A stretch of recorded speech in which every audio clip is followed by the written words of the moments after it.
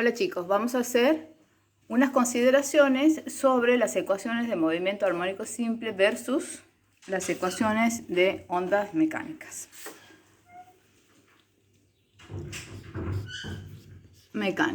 Ondas mecánicas con M de medio. Porque estas ondas mecánicas necesitan un medio líquido, sólido, gaseoso para viajar. Bien, son fenómenos físicos. Lo que es un movimiento armónico y lo que es una onda mecánica son fenómenos físicos distintos, pero que tienen expresiones matemáticas similares, por no decir iguales. Si vamos a la expresión matemática del movimiento armónico, a donde tenemos una partícula, hablamos de una partícula que se mueve se aleja y se acerca a partir de un punto de equilibrio, tenemos la ecuación horaria de posición, que es esta. Fíjense que es una ecuación de la posición en función del tiempo. Es una ecuación horaria porque hay una variable tiempo. Y tiene este formato. El x máximo o la amplitud. Y tenemos aquí una función seno o coseno de un argumento. Donde ese argumento responde a este formato. Aquí tenemos suma de argumentos, por lo tanto voy a tener argumentos, son ángulos, medidos en radianes. Omega t es un argumento más menos, a donde omega es la frecuencia angular y esto es lo que hemos llamado fase, o constante de fase o desfasaje. Por lo tanto, si nosotros reemplazamos esto que es un argumento, o una suma de argumentos, en la expresión aquí, esto repito, puede ser una seno o una coseno, tenemos todo esto. Lo que se llama una ecuación horaria para el movimiento armónico, a donde claramente vemos que depende del tiempo y tenemos que aquí tenemos la variable tiempo y todo lo demás no es variable, son parámetros, y los parámetros son la amplitud, la frecuencia angular y la fase o desfasaje. Por otro lado tenemos para una onda mecánica, la onda viajera, llamamos, también tenemos Y, que es lo que vamos a llamar como desplazamiento, pero que va a depender, fíjense, de dos variables. Por eso se llama onda viajera. Porque viaja, tiene la variable posición, viaja, aquí está el factor que hace que nosotros llamemos onda viajera, la X. No es solamente en función del tiempo, sino aparece la variable posición X. Esto se llama desplazamiento, depende entonces de dos variables. Pero el formato matemático es igual al del movimiento armónico. Va a ser una amplitud por un seno o coseno, no importa, de un ángulo, alfa prima. A donde dice alfa prima, en este caso de la onda viajera, vamos a tener que va a ser omega t más k por x más. Fíjense que tenemos aquí, aparecen las variables x y t y x, y aparece todo lo demás que es parámetro. Los parámetros aquí son la amplitud, la frecuencia angular, el ángulo de fase, igual que en el movimiento armónico, pero aparece lo que la caracteriza la onda viajera, que es este K, que es la constante de onda.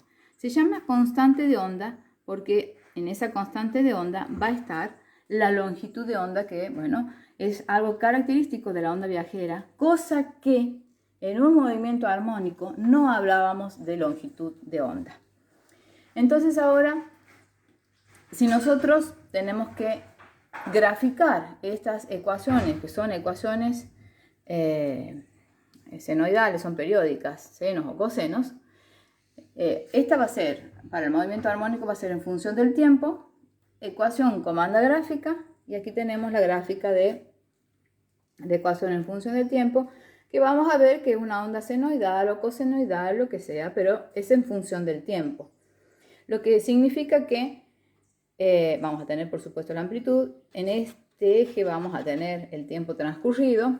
Y si tenemos el tiempo para una oscilación, ese tiempo lo llamamos periodo. Y ese periodo sabemos que es la inversa de la frecuencia. Por lo tanto, si tenemos el periodo, podemos encontrar la frecuencia absoluta o la frecuencia angular al toque, sabiendo la relación entre ellas, que esto ya lo conocíamos.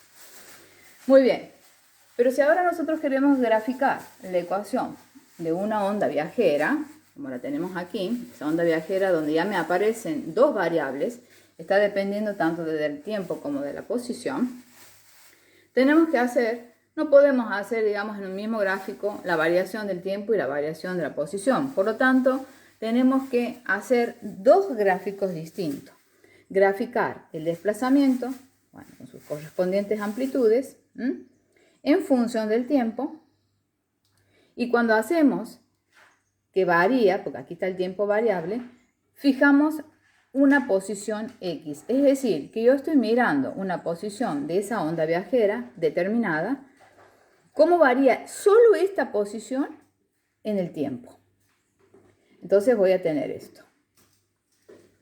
Y si grafico el desplazamiento en función de la posición, aquí la tengo a las distintas posiciones variables, por lo tanto lo que voy a fijar es el tiempo. Es decir, es como una fotografía en un instante que le he sacado y voy a tener esas dos gráficas. Mucha atención ahí, porque son dos gráficas, o desplazamiento en función de tiempo o desplazamiento en función de la posición X considerada.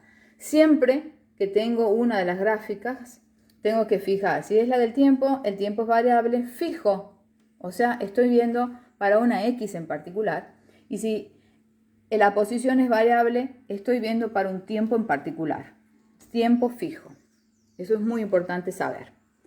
Entonces, aquí lo que yo mido es el tiempo, por lo tanto, el tiempo en el que transcurre una oscilación completa, hemos visto que es el periodo.